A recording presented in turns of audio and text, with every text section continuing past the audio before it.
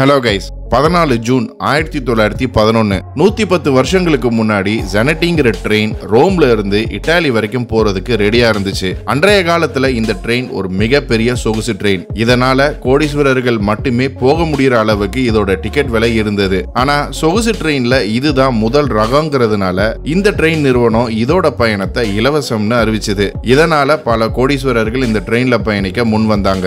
இதுல பயணம் மட்டும் இலவசம் இல்ல, இவங்களோட டெஸ்டினேஷன் போய் சேர்ற வரைக்கும் சாப்பாடு ட்ரிங்க்ஸ்னு எல்லாமே இலவசம். மொத்தம் 100 பயணிகள் மற்றும் 6 வேலையாட்கள்னு 106 பயணிகள் இந்த ட்ரெயின்ல பயணிக்கிறாங்க. இந்த ட்ரெயின் போகும் வழி மிக அழகான இயற்கை காட்சிகள் நிறைந்த பாதை. அதுலயும் குறிப்பா லொம்பார்டி மலையில இருக்கிற அந்த 1 கிலோமீட்டர் டனலுக்காக பல பயணிகள் ரொம்பவே ஆர்வமா காத்துக்கிட்டு இருந்தாங்க. இந்த ஜெனட்டி ட்ரெயின் போகிற வழியில பல மக்கள் இந்த ட்ரெயினை ஆச்சரியமா பார்த்தாங்க. ஏன்னா அவ்வளவு வசதிகள் நிறைந்த ட்ரெயினாக இருந்தது. இப்படி எல்லாமே சரியா போய்கிட்டு இருந்த நேரம் ஜெனட்டி ட்ரெயினும் அதுல பயணிக்கும் பயணிகளும் ரொம்பவே எதிர்பார்த்த லொம்பார்டி மலை டனலும் வந்துச்சு. இந்த ட்ரெயின் அந்த டனலுக்குள்ள முழுமையா நுழைந்தது. ஆனா இந்த டனலுக்கு இன்னொரு சைடுல இருந்து அந்த ட்ரெயின் வெளியே வரவே இல்லை.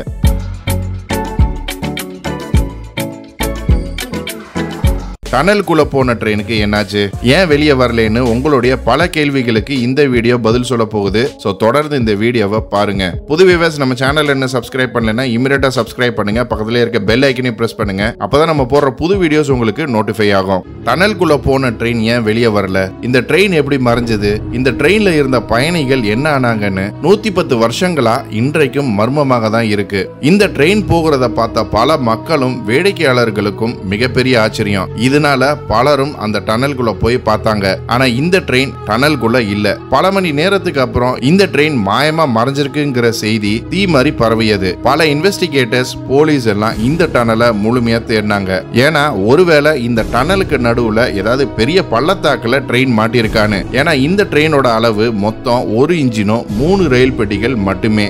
இந்த டனலோட ஒவ்வொரு முக்குலையும் முழுமையா தேடினாங்க. ஆனா இந்த ட்ரெயினை கண்டுபிடிக்கவே முடியல. கொஞ்ச காலங்கள் கடந்தது. இன்வெஸ்டிகேட்டர்ஸ்க்கு கடைசி வரைக்கும் எந்த க்ளூவும் கிடைக்கல. ட்ரெயினுக்கு என்னாச்சுன்னு கண்டுபிடிக்கவும் முடியல. இதனால இத்தாலியோட பல செய்திகள்ல 106 பயணிகளோட மாயமாக மறைந்த ரயில்னு தொடர்ந்து வந்துச்சு. இப்படி புரியாத புதிராக போன நேரம் நம்பிக்கையை இழக்க வேண்டாம்னு சொல்ற மாதிரி இந்த ட்ரெயின்ல பயணித்த 2 பயணிகள் மெக்சிகோல இருப்பதாக செய்தி வருது. இந்த பயணிகளை விசாரிக்க உடனே சென்ற இன்வெஸ்டிகேட்டர்ஸ் இந்த பயணிகள் அந்த டனலுக்குள்ள ட்ரெயின் நுழையறதுக்கு முன்னாடியே இவங்க அந்த ட்ரெயினை விட்டு வெளியே குதிச்சதாக சொல்றாங்க. இந்த ட்ரெயின் அந்த டனலை நெருங்கும் போது ஒரு விதமான வெள்ளை புகை மற்றும் மர்மமான சத்தம் கேட்டதுனால இந்த 2 பயணிகள் மட்டும் ட்ரெயினை விட்டு குதிச்சதாக சொல்றாங்க. ட்ரெயினோட வேகமும் கொஞ்சம் குறைவா இருந்ததுனால இவங்களுக்கு பெருசா எதுவும் அடிபடல. ஆனா இவங்க குதிச்சதுக்கு அப்புறம் மயங்கிட்டதுனால ட்ரெயினுக்கு என்னாச்சுன்னு தெரியலன்னு சொல்றாங்க. இவங்க எப்படி மெக்சிகோக்கு வந்தாங்கங்கிற கேள்விக்கும் இந்த 2 பயணிகள் தெரியலன்னு சொல்றாங்க. இன்வெஸ்டிகேட்டர்ஸ் தீவிரமா ஆராய்ந்ததுல இந்த 2 பயணிகளும் அந்த ட்ரெயின்ல பயணிச்சதையும் இவங்க 2 பேருக்கும் எந்த மனநிலை பாதிப்பும் இல்லைங்கிறதையும் உறுதிப்படுத்துறாங்க. இந்த 2 பயணிகள் கொடுத்த வாக்குமூலம் இந்த ட்ரெயினோட விசாரணையை இன்னும் கடினமாக்குச்சு. மீதி உள்ள 104 பயணிகளுக்கு என்னாச்சுன்னு யாருக்குமே தெரியல. இன்வெஸ்டிகேட்டர்ஸும் இந்த டனலை முழுமையா மூடி சீல் வச்சிடுறாங்க. பல பேர் இந்த ட்ரெயினை ஏதோ இயற்கைக்கு அப்பாற்பட்ட சக்தி கொண்டு போனதாகவும் இன்னும் சில பேர் டைம் டிராவல் பண்ற லூப்புக்குள்ள இந்த ட்ரெயின் மாட்டியதாகவும் சொல்றாங்க. ஆனா யாராலையும் பெர்ஃபெக்ட்டா இந்த ட்ரெயினுக்கு என்னாச்சுன்னு சொல்ல முடியல. அப்படியே ஒருவேளை டைம் டிராவலிங் லூப்ல மாட்டி இருந்தா அதுக்கு ஏத்த மாதிரி இந்த ட்ரெயின் பல முறை பல இடத்துல தோன்றி இருக்கு. அதாவது கொஞ்சம் வருடங்களுக்கு அப்புறம் மெக்சிகோல இருக்கும் ஒரு டாக்டர் 104 பேஷண்ட்களுக்கு சிகிச்சை பண்றாங்க. என்ன ஆச்சரியமான விஷயம்னா இந்த 104 பேஷண்ட்களும் ரொம்ப நீட்டா கோட்டு சூட் எல்லாம் மாட்டிக்கிட்டு பணக்காரர்கள் போல இருந்திருக்காங்க. இந்த 104 பேஷண்ட்களும் இத்தாலியன் மொழி பேசியிருக்காங்க. ஆனா இவங்க யாருக்குமே நினைவில்லை. இந்த செய்தி உலக அளவுல பரவறதுக்கு முன்னாடி அந்த 104 பேஷண்ட்களும் ட்ரீட் பண்ண டாக்டரும் மாயமா மறைஞ்சிட்டாங்க. ஆனா இந்த ஒரு நிகழ்வை யாருமே ஜெனட்டி ட்ரெயின் பயணிகள் தான் அவங்கன்னு உறுதியா சொல்ல முடியல. யோசிக்க வேண்டிய விஷயம் இதுல என்னன்னா இந்த 104 பேஷண்ட்களும் ஒரே நேரத்துல அட்மிட் ஆகி காணாம போயிருக்காங்க. கொஞ்ச காலங்களுக்கு அப்புறம் இந்த ட்ரெயினை பத்தி எந்த ஒரு க்ளூவும் இல்லாததுனால எல்லாரும் மறக்க ஆரம்பிச்சாங்க. இதனால இத பத்திய விசாரணையை இன்வெஸ்டிகேட்டர்ஸும் கைவிட ஆரம்பிச்சாங்க. அன்றைய காலத்துல இருந்து இன்னைக்கு வரைக்கும் இந்த ட்ரெயின் ஒரு மர்மமாக தான் இருக்கு. இத பத்திய இன்வெஸ்டிகேஷன் நின்னாலும் இந்த ட்ரெயின் அடிக்கடி காணப்படுவதாக சொல்லப்படும் நிகழ்வுகள் நிக்கல. இந்த ட்ரெயினை ரஷ்யா, ஜெர்மனி, மெக்சிகோ, யுக்ரைன்ல பார்த்ததாக பல தரப்பு மக்கள் சொல்லியிருக்காங்க.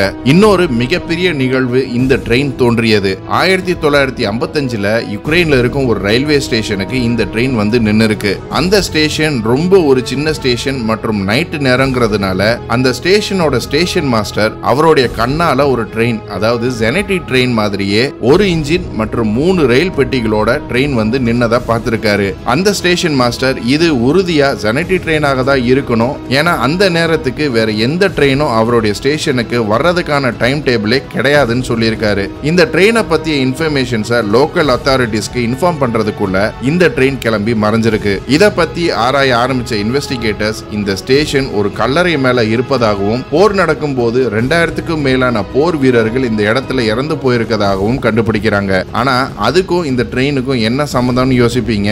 அதாவது ஒரு தரப்பு இன்வெஸ்டிகேட்டர்ஸ் இது பாதாள உலகத்துல இருந்து வந்திருக்கலாம்னு சொல்றாங்க.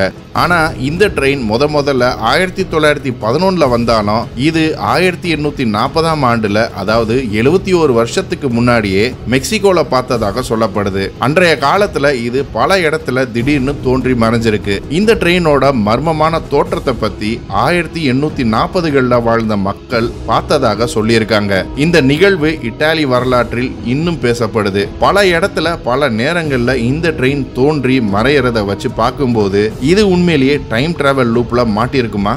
1911ல உருவான ட்ரெயினை எப்படி 1840ல பார்த்ததாக சொல்றாங்க? ரஷ்யா, ஜெர்மனி, மெக்சிகோன்னு தோன்றிய ட்ரெயின் ஏன் திரும்பி டனல்குள்ள வர முடியலன்னு மர்மமாக தான் இருக்கு.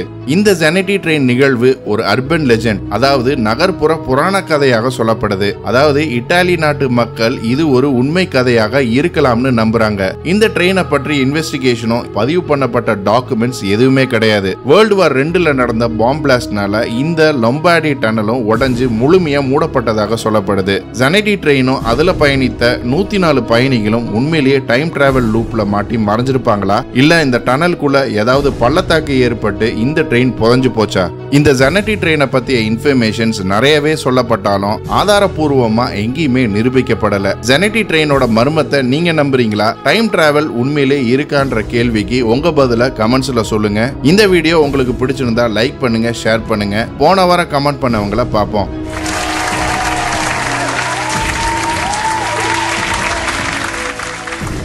இன்னும் ஒரு இன்ட்ரெஸ்டிங்கான வீடியோவில் சந்திப்போம். மறக்காம நம்ம சேனலை சப்ஸ்கிரைப் பண்ணி உங்க ஆதரவு கொடுங்க. Until then, stay safe. Signing off. நன்றி.